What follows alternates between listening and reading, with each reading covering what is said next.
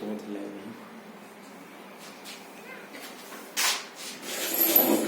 देखिए, तो आप लोग को दिल्ली सल्तनत को बता रहे हैं, आगे देख लीजिए दिल्ली सल्तनत क्या है। दिल्ली सल्तनत यानी मध्यकाल है ना। भारत के इतिहास को प्राचीन काल, मध्यकाल और आधुनिक काल मानते हैं। तो मध्यकाल में दो सेगमेंट होता है। एक होता है दिल्ली सल्तनत। दिल्ली सल्तनत 1206 ईस्वी से 1526 ईस्वी तक आता है। और फिर उसके बाद आता है मुगल काल। मुगल काल तो मुगल काल 1526 से लेके औरंगजेब की मृत्यु तक 1707 तक को आप मुगल काल कहते हैं। ठीक है, तो आज हम लोग मुगल काल नहीं पढ़ेंगे, आज हम लोग पढ़ेंगे दिल्ली सल्तनत 1206 से 1526 तक, है ना। और इसमें जो प्रमुख वंश आया इसको आप याद करने के लिए बहुत इजी फॉर्मूला है। आप जी के TSL याद कर लीजिएगा। क्या याद करिएगा? GKTSL। तो जी मतलब गुलाम वंश पहला, दूसरा खिलजी वंश, तीसरा तुगलक वंश, चौथा सैयद वंश और पांचवा लोधी वंश। तो जीके तो आप लोग पढ़ते हैं किताब, और एक TLC चैनल होता है, टीवी चैनल, तो TSL आप इसको याद कर सकते हैं। ठीक है ना। तो सबसे पहले देखते हैं गुलाम वंश। तो गुलाम वंश में कुछ ही राजा इंपॉर्टेंट थे, जैसे कुतुबुद्दीन ऐबक, फिर उसके बाद इल्तुतमिश, उसके बाद रजिया बेगम और उसके बाद बलबन। और भी बहुत सारे राजा हुए लेकिन यही इंपॉर्टेंट है। ठीक। और फिर उसके बाद खिलजी वंश में 3 ही राजा, जलाउद्दीन खिलजी, अलाउद्दीन खिलजी और मुबारक खिलजी। ठीक है। और उसी तरह आपको तुगलक वंश में अगर आप देखेंगे तो गयासुद्दीन तुगलक, मोहम्मद बिन तुगलक और फिरोज शाह तुगलक। ठीक है। और सैयद वंश में बस एक ही राजा इंपॉर्टेंट है, खिजर खां। और अगर आप बात करें लोधी वंश में, तो लोधी वंश में इसको याद करने का ट्रिक है BSI याद करिएगा। बी से बहलोल लोधी, ए से सिकंदर लोधी, आई से इब्राहिम लोधी, है ना। ऐसे करके ट्रिक याद करिएगा। तो चलिए एक एक करके पढ़ते हैं हम लोग, है ना। तो सबसे पहले कुतुबुद्दीन ऐबक, तो 1206 से 1210 तक राज किया था। तो 4 साल में कोई राजा कितना राज कर पाएगा? कुछ राज कर पाएगा?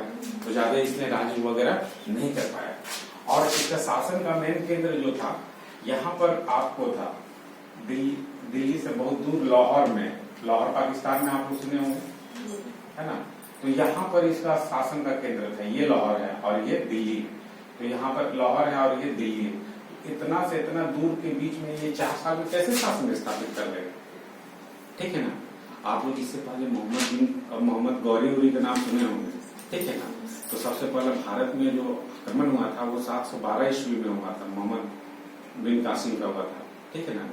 और अभी ये गौरी का गुलाम था, तो गुलाम था तो इसलिए गुलाम वंश पड़ा, है ना। तो ये क्या है? गुलाम वंश। तो सबसे पहले कुतुबुद्दीन ऐबक, तो 1206 से 1210 के बीच में ये आपका इसका राज था। मान लीजिए आप खुद गुलाम रहिएगा और आप राजा अगर आपको चाहिए होगा तो सबको मिला उला के ना रखिएगा। मान लीजिए कोई गुंडा रहता है तो ये रहता है कि सबको खिला पिला के रखता है। तो ये भी क्या था कि सबको मिला के रखता था। तो मिला के रखता था तो जो भी पैसा उसे आता था उसको बांट देता था। तो इसलिए उदारता के कारण इसको लाख बक्सा या हातिम दुर्ग कहा गया। ये क्वेश्चन बढ़िया आता है कि लाख बक्सा किसको कहा गया? तो कुतुबुद्दीन ऐबक को कहा गया।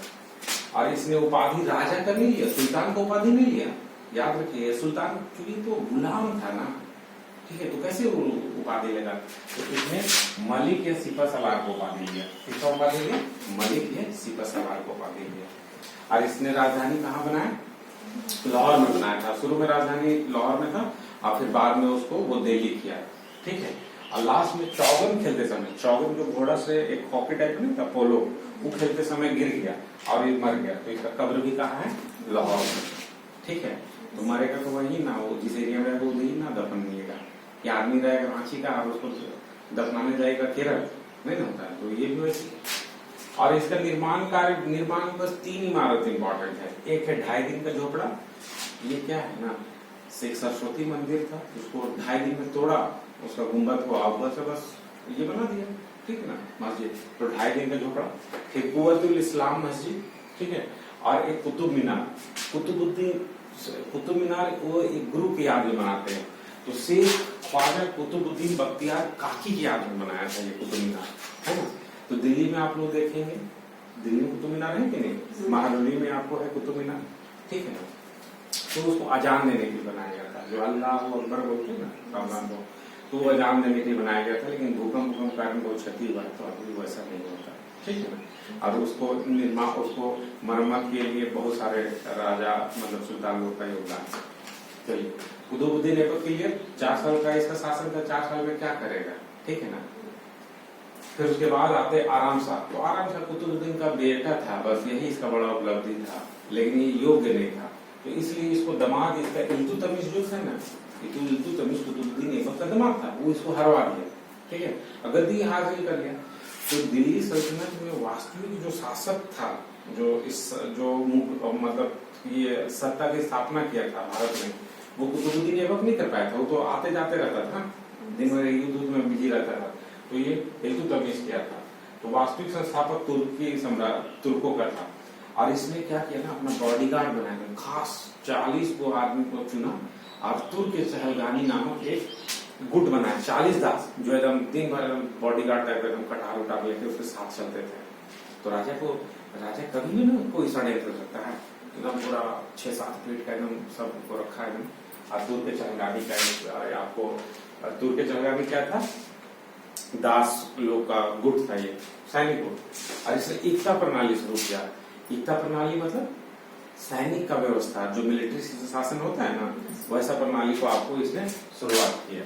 और इसने 2 कॉइन्स चलाए, याद रखिएगा, 2 कॉइन्स चलाए हैं। एक को कहते हैं जीतल, वो तांबा का था, और एक टांका जो चांदी का था, ठीक है। तो इल्तुतमिश को आप याद करिएगा। और इल्तुतमिश के बाद आप देखिएगा, फिर उसके बाद रकनुद्दीन फिरोज आता है। तो रकनुद्दीन फिरोज कुछ समय की गद्दी पर बैठता है, लेकिन ये फालतू शासक था। ये क्या था, फालतू शासक था। जनता इससे परेशान हो गया, ठीक है ना। तो जनता इससे परेशान हुआ तो महल के बाहर ना आके जनता लोग चिल्लाने लगा कि इसको हटाओ हटाओ, ये फालतू शासक है। और रजिया सुल्तान को बोला, जो रजिया सुल्तान जो है ना, उसको बोला कि आप बन जाइए रानी, ठीक है ना। तो रजिया सुल्तान समझ लीजिए एक तरह से जनता तो आई थी ना, जनता बोली कि आप बन जाइए, काय को तो बहुत फालतू टाइप से शासन कर रहा था। तो याद रखिएगा, रजिया सुल्तान भारत की मतलब दिल्ली सल्तनत की पहली महिला आपको थी, ठीक है नायिका। लेकिन पहले, इससे पहले हुआ कश्मीर का दिद्दा, जो महारानी दिद्दा थी ना, वो भी बन चुकी है, ओके।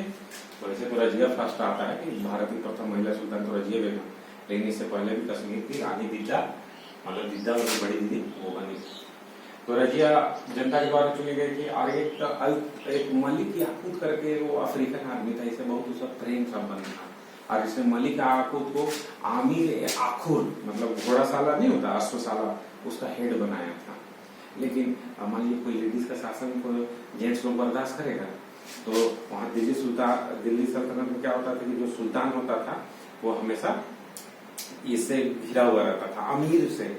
अमीर मतलब अमीर आदमी नहीं, जो राज दरबारी होता था ना, वो सब षड्यंत्र करते रहता था कि कैसे इसको निकाले।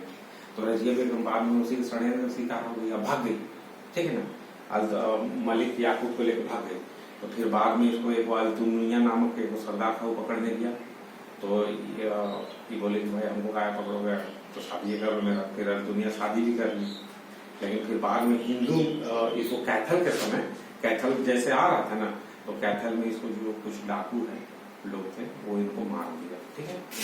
और फिर इसके बाद बहुत सारे और भी गुलाम वंश में आए हैं, बहरन शाह, अलाउद्दीन, मसूद शाह, फिर नसरुद्दीन मोहम्मद। लेकिन लास्ट में आपको आता है बलबन, ठीक है ना।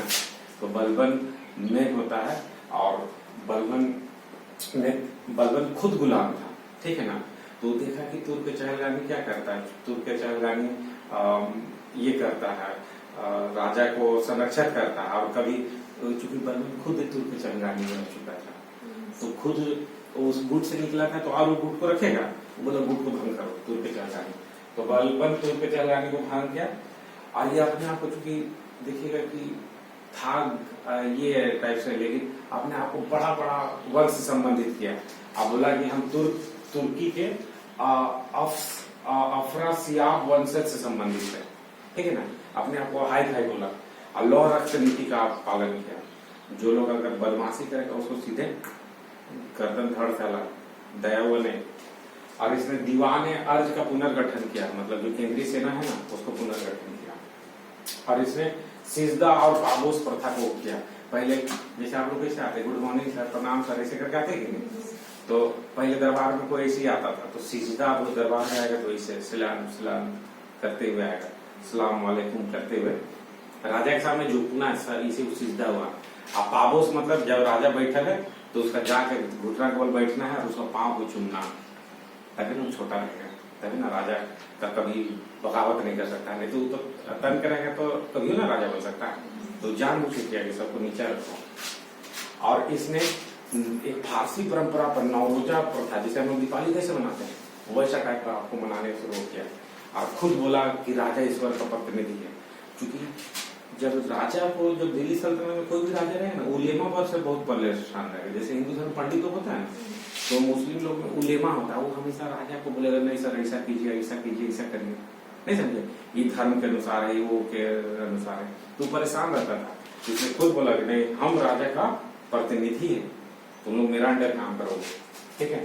तो क्या आप बलवन वंश समझ गए, ठीक है। तो बलवन आपको कुतुब गुलाम वंश का एक राजा था। अब इसके बाद हम लोग देखते हैं खिलजी वंश, ठीक है।